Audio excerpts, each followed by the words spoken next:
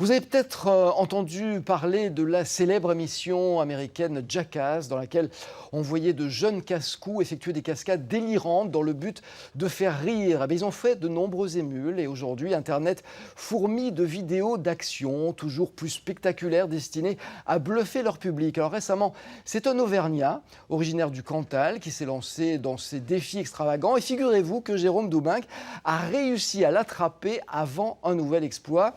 Bonjour Jérôme. Après le ski dans le métro ou sur feuille morte, le water jump et le slip and slide, que prépare Charles Dauzet, dites donc? On va lui poser la question. Bonjour Alain, bienvenue ici à La Nombre. Regardez un petit peu ce décor qu'on vous a réservé ce matin avec Charles Dauzet, cantalien. On est ici un petit peu chez vous sur votre territoire. C'est ça, notre terrain de jeu. Votre terrain de jeu, hein. Terrain de jeu qui a commencé il y a quelques temps déjà. Vous avez mûri certains de vos projets. Ouais. Alain posait la question, on va en découvrir bien sûr quelques-uns de vos exploits, un peu extrêmes on va le dire. Mais vous êtes en train de préparer quelque chose pour la fin de semaine. Hein. C'est ça, ouais, tout à fait. Là, ce week-end, là, on prépare un tournage là, donc sur le lac Gelé cette fois-ci. Ça va être un bowling humain. Un bowling humain. Oui, c'est ça. Donc, on va se faire tracter avec notre bon vieux système de la 205 sur le lac et voilà, on va mettre des quilles au bout et essayer de faire un bowling. Et l'humain sera à plat ventre. L'humain sera la boule de bowling. Voilà, il sera à plat ventre. C'est ça. C'est ça, à plat ventre sur le lac Gelé tiré par un câble. Et tracté à une 50aine de km/h sur le lac. Voilà. Alors en attendant que la neige tombe ici sur les sommets du Cantal, Charles n'a pas attendu qu'elle tombe pour aller skier. Je vous pose tout de suite un aperçu de ses exploits qu'il réalise avec certains de ses camarades de jeu, voilà, une petite bande d'amis. Le collectif s'appelle Radco. C'est ça. La vache un peu folle, la vache chalaire du Cantal avec un masque de ski un peu folle. Voilà. Alors, il a œuvré dernièrement en attendant la neige sur le métro toulousain, il faut le dire. Vous avez un petit peu pété les plombs, non? Ouais, on a un peu pété les plombs. C'était notre première vidéo vraiment insolite et sans exploit sportif, on va dire, puisque là c'était juste de la débilité à l'état pur.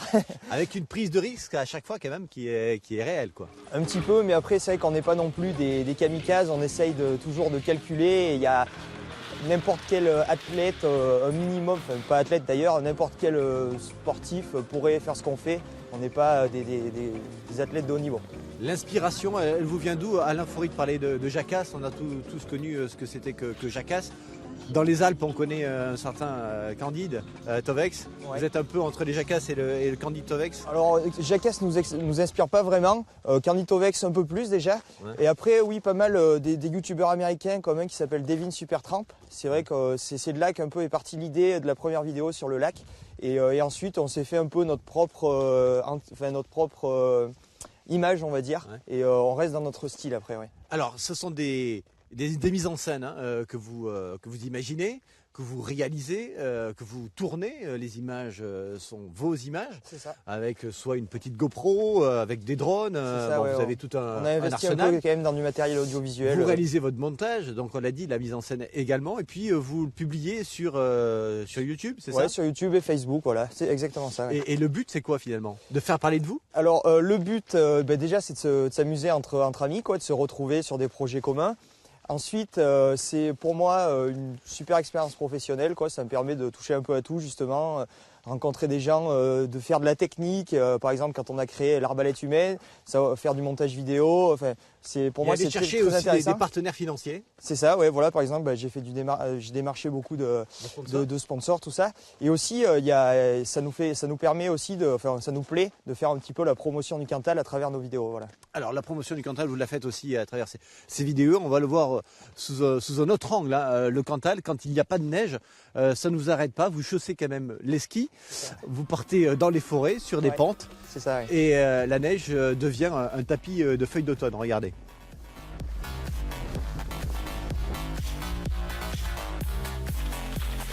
Tiens Bruno, bang, tu restes.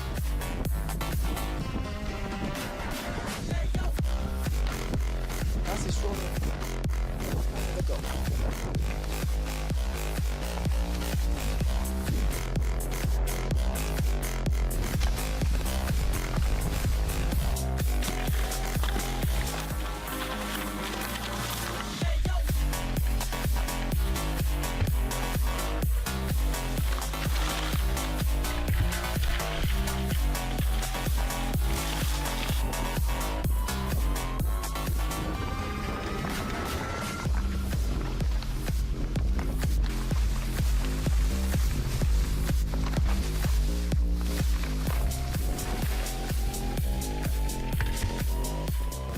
Oui, non, c'est vraiment étonnant, c'est même stupéfiant. Alors dans le Cantal, on le voit pour l'instant, il n'y a pas de neige, mais on a des idées, c'est clair. Dites-moi Jérôme, comment est-ce que ces vidéos sont perçues par les acteurs du développement économique et touristique du département ? Mais justement, j'ai la personne idoine qu'on a invitée ce matin pour porter un regard sur le travail que les camarades de Charles pratiquent à leur temps perdu. C'est Bruno Avignon qui est en charge du développement économique et touristique de ce département qui est le Cantal. Quand vous avez découvert ces images, vous, quelle a été votre première réaction, Bruno ? Extra parce que c'est né d'une fleur qui a poussé à une vitesse phénoménale. C'est la force des réseaux, hein, parce que les réseaux sociaux ils ont fait un buzz sur les réseaux sociaux. Je crois sur la vidéo la plus connue, enfin la première ou en tout cas la plus connue, ça a été plus de 20 millions de personnes qui ont vu cette vidéo. Et donc forcément, nous on a besoin de valoriser toujours notre image. Ça fait une dizaine d'années que sous la marque Cantal Auvergne, on essaye avec peu de moyens, mais avec on fait de la guérilla commerciale et de la guérilla de marketing territorial de faire parler de notre territoire. Et effectivement, des jeunes qui s'amusent dans le Cantal, en bonne santé, joyeux, ça renvoie toujours une image positive et créative et inventif, c'est ça. Et voilà, c'est des choses qui ont tout de suite rencontré des publics et pour avoir des antennes dans le monde étudiant, que ça soit sur Clermont, mais même plus loin, des gens nous ont dit et puis il y avait la fierté du Cantalien qui en disait il y a des gens qui sont venus nous voir en nous disant on pourrait dans le Cantal, c'est sympa ce que vous faites et ça nous sert parce qu'on a une image, on a de la notoriété le Cantal, on porte le nom d'un fromage connu donc on a de la notoriété, mais on a besoin de travailler cette image et cette image d'attirer des clientèles nouvelles pour leur dire voilà vous pouvez venir dans le Cantal et il y a un super terrain de jeu pour faire des activités physiques de pleine nature et ça ce sont des formidables ambassadeurs. Et justement, vous servez justement de ces vidéos-là pour aller vous faire l'ambassadeur de ce territoire que vous défendez. Il dépoussière en quelque sorte l'image, vous le dites, il dépoussière l'image. Il dépoussière à la fois l'image, même si depuis pas mal d'années, nous aussi, l'institution, on va dire, travaille une image un peu différente, complètement dynamique, en disant voilà le Cantal c'est un endroit, c'est un peu de place to be, c'est naturellement tendance et forcément avec eux ce qu'ils véhiculent, même si on se connaissait pas, et on leur a pas mis le grappin dessus, on les laisse complètement agir et dès qu'on peut s'en servir et leur donner un coup de main, on le fait. Ouais. Charles, on l'a dit, mon projet futur va naître d'ici la fin de la semaine. S'il y avait le symbole, c'est peut-être la 205 parce qu'elle est partout. On va la revoir dans les images, dans de nouvelles images. Ouais. Vous avez débuté comme ça, c'était en 2015, été 2015 avec cette 205. Voilà. Ici, on pourrait faire derrière nous du ski nautique. Quand il n'y a pas de flotte, vous en faites quand même sur l'herbe. Oui, tout à fait, oui. On s'était tracté dans les monts du Cantal, c'était au plus violent avec la 205 justement. C'est vrai qu'avec une 205, on peut un peu tout faire vu que ça passe partout. Et donc c'est vrai que nous, ça nous sert beaucoup, c'est un outil de travail. Alors ce qui est incroyable, ce qu'il faut dire, c'est que Charles Dosé, il se dirige vers une activité professionnelle qui est le recyclage. Oui, et là, pour le coup, on est en plein dedans. Aussi, déjà, avec vos vidéos, vous recyclez. Alors c'est des vieux skis, des vieilles chaussures, c'est vrai, des vieilles fringues. Et du vieux matos. On fait tout à coût très faible. Pour le moment, ça ne nous a pas coûté très cher tout ce qu'on a fait vu qu'on n'utilise que des vieilleries. Donc on espère que ça va continuer comme ça. C'est ce qui plaît aussi aux gens, c'est qu'on fait avec peu de moyens. Et donc ça rapproche les gens de ce qu'on fait. Et aujourd'hui, vous avez peut-être trouvé un nouveau partenaire à la personne de Bruno Avignon. Ouais. Qui développe.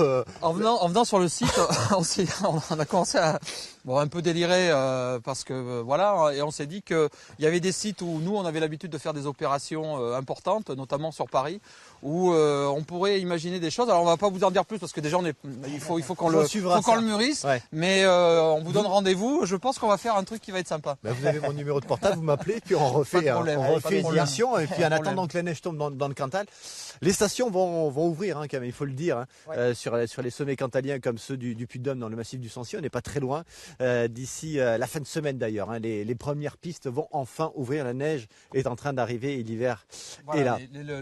Les investissements qui ont été réalisés sur la station de Luron permettent d'ouvrir, même sans neige, une quinzaine de pistes dès ce week-end pour les amoureux qui attendent avec impatience la glisse. Grâce aux enneigeurs, aux canons à neige et à cette neige de culture. Bon vent, Charles Dosé. C'est ça. pour vos expériences Merci. sportives. Bon vent à vous également, Bruno Avignon, et puis on aura peut-être l'occasion d'en reparler pour de nouveaux exploits. Absolument. À très bientôt. Merci.